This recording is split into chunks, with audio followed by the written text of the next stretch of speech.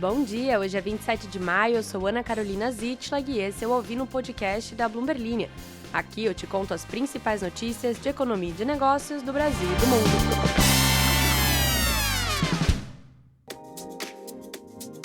Bom dia, turminha do barulho. Mais uma semana começando, semana curta aí por conta do feriado nesta quinta-feira. Você que emendou e que vai viajar, este episódio é para você. Se na sexta-feira falamos sobre as doenças que chegaram aos Estados Unidos, no caso a dengue, em Miami, e também casos de gripe aviária em gado e humanos, lá no norte dos Estados Unidos, hoje eu vou te assustar com notícias sobre aviões. Na verdade, não vou te assustar, vou te tranquilizar, já que, spoiler, continua sendo mais perigoso a sua viagem de carro até o aeroporto do que você voar de avião, estatisticamente falando. Mas aconteceram alguns episódios aí, trágicos até, nas últimas semanas, e vou elaborar um pouco sobre isso, o que está acontecendo nos céus, por que é que estamos tendo aí turbulências tão severas que estão machucando passageiros, ou será que isso aí já era esperado e é um fator até comum na aviação? E o que está acontecendo no geral na indústria de aviação depois de todos aqueles problemas da Boeing? Você lembra do Airbus? Aliás, Airbus não, errei, acabei de falar o nome da empresa, Boeing 737. Todas essas aeronaves que acabaram tendo acidentes aí nos últimos anos, como está a situação na companhia. Te conto um pouquinho sobre todo este cenário e, se você quiser ficar por dentro de todas as notícias da Bloomberg Linha, é só você seguir a gente nas redes sociais, se inscreva aqui no podcast e participe do nosso canal no Zap Zap. Vamos, então, falar sobre o cenário de aviação no mundo. Uma série de eventos na indústria do transporte aéreo de passageiros no mundo neste ano reforçou as preocupações entre o público consumidor, vulgo nós mesmos.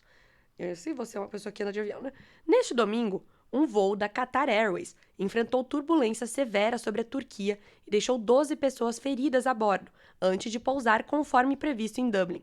6 passageiros e 6 membros da tripulação relataram ferimentos no voo de Doha, de acordo com uma declaração do aeroporto de Dublin no Twitter, com serviços de emergência de incêndio e resgate encontrando a aeronave na chegada pouco antes da 1 da tarde no horário local. A Qatar Airways disse em um comunicado que os feridos no avião Boeing 787 estão recebendo atendimento médico e que o incidente é objeto de uma investigação interna. Segundo a companhia aérea, abre aspas, a segurança e a proteção dos nossos passageiros e tripulação são nossa principal prioridade. Fecha aspas. Este não foi o primeiro incidente de segurança no transporte aéreo de passageiros. Houve a colisão incendiária de uma aeronave da Japan Airlines na pista em Tóquio, em 2 de janeiro, que matou 5 pessoas em um avião menor.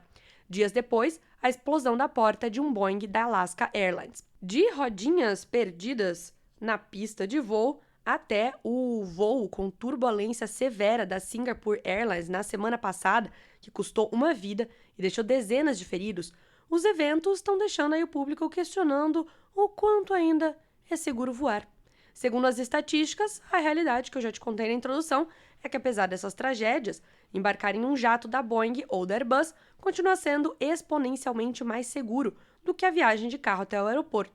No ano passado, não houve uma única fatalidade entre os 37 milhões de voos comerciais. 37 milhões de voos comerciais. Embora 2024 não iguale esse recorde, tem sido um ano mediano em termos de segurança aérea. No entanto, a percepção pública permanece mais atenta.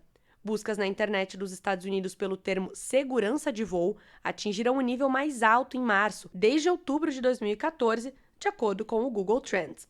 Neste ano, há uma década, foi particularmente tenebroso em termos de fatalidades na aviação.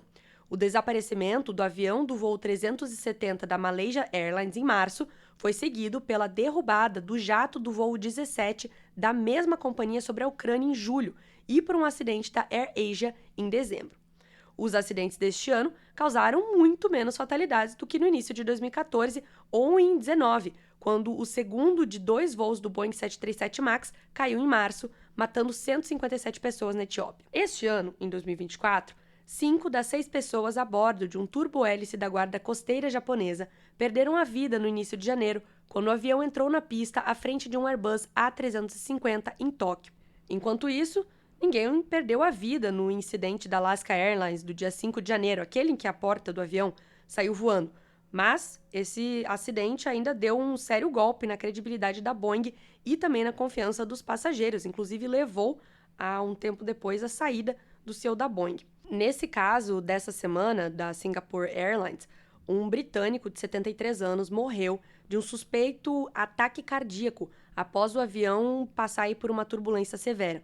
Várias dezenas de pessoas sofreram lesões traumáticas e também potencialmente vão aí mudar de vida, segundo os médicos que atenderam essas pessoas, né? Segundo John Goglia, que é especialista em segurança de aviação e ex-membro do Conselho Nacional de Segurança no Transporte, em entrevista à Bloomberg News, abre aspas, há motivos para o público estar preocupado, mas acho que a preocupação é elevada por causa do foco real que algumas empresas de notícias têm dado. Fecha aspas. Dei uma risadinha no final, porque estou aqui fazendo exatamente aí o que o Goglia está falando. A roda caindo do avião, diz ele, nunca teria ido a lugar algum. Em alguns jornais locais, poderia ter sido uma coluna pequena. De fato, ele não errou. A gente dá bastante atenção para esse tipo de coisa. De fato, as estatísticas do governo indicam que os Estados Unidos estão com um ano bastante normal. Por lá, houve 11 acidentes e incidentes em voos comerciais de passageiros ou carga no primeiro trimestre, de acordo com o banco de dados dessa associação. Isso está ligeiramente acima da média de 9,7 eventos da década de 2010 a 2019.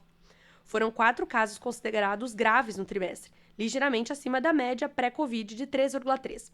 Os números são baseados nos casos que a associação investiga, que inclui todos os acidentes e apenas alguns incidentes. E, por conta disso, os números podem variar. Já a Administração Federal de Aviação dos Estados Unidos relatou aí um avanço positivo em uma área que geralmente dá bastante problema para a aviação. A taxa de incursões graves em pistas no primeiro trimestre caiu 60% em relação ao mesmo período de 2023. A taxa atual para 2024 está abaixo da média anual, segundo dados fornecidos à Bloomberg.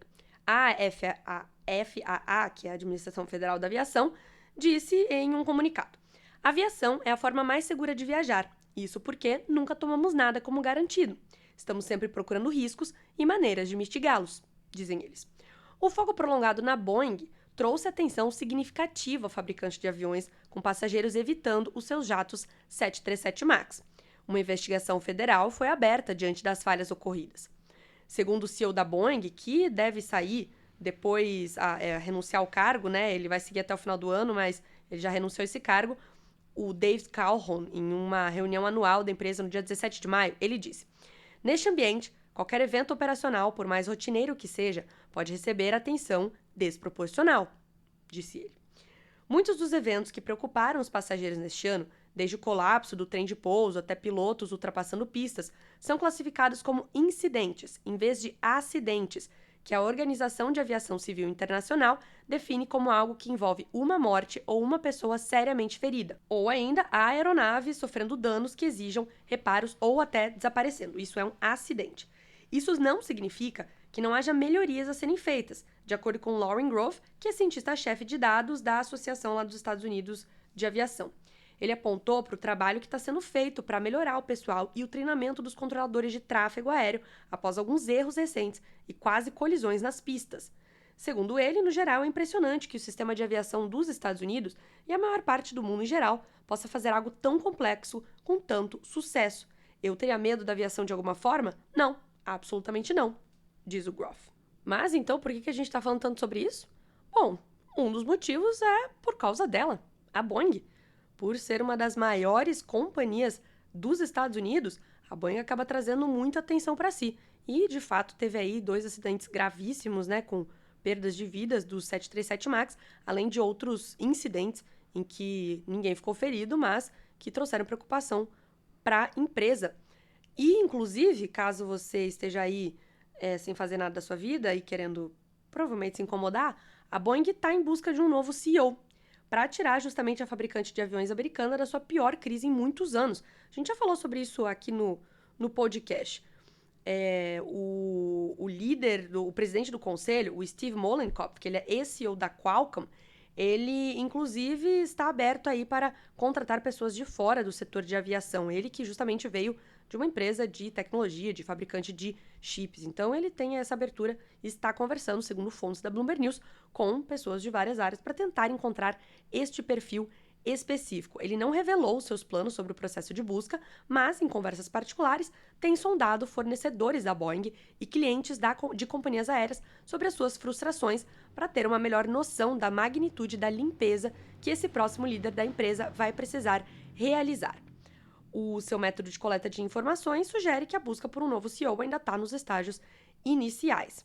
A escolha do sucessor do Calhoun, que é esse que eu comentei que fica até o final do ano, é uma das decisões mais importantes em anos para os conselheiros da Boeing.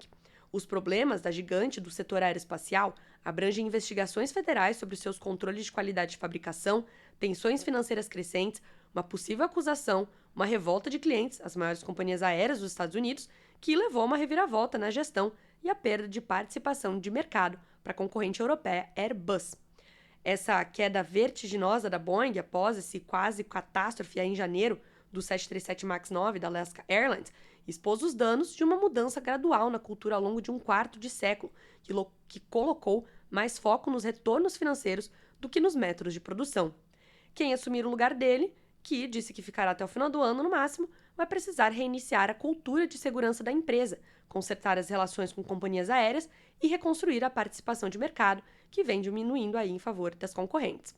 Dada a enormidade dos desafios, a Boeing não pode se dar ao luxo de conceder ao seu próximo líder um longo período de aprendizado. Chegamos a mais um final de um podcast e espero que para você aí que tem medo de voar, você possa se acalmar um pouco aí com as estatísticas, mostrando que voar é uma atividade aí bem segura, estatisticamente falando. Ou se você é o tipo de pessoa que não processa números, como eu, talvez você tenha ficado mais desesperado ainda depois destes relatos. Vulgo, provavelmente, a senhora minha mamãe, que se eu mostrar esse podcast aqui pra ela na esperança e intenção de que ela, coitadinha, tenha menos medo de voar, ela provavelmente ficará ainda mais desesperada. Estamos fazendo um serviço ou um desserviço? É o eterno questionamento, né? Mas com aí os dados e informações para você compartilhar com seus colegas, amigos e cônjuges.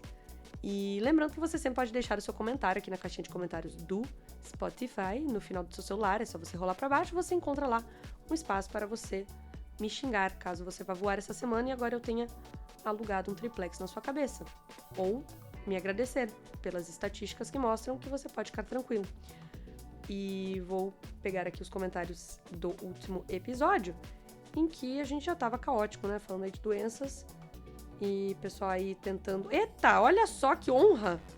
Jonas Crisóstomo, também conhecido como social media da Bloomberg Linha, diz: se os pesos santistas não tiverem o Pelé e o Chorão nas cédulas, é loucura.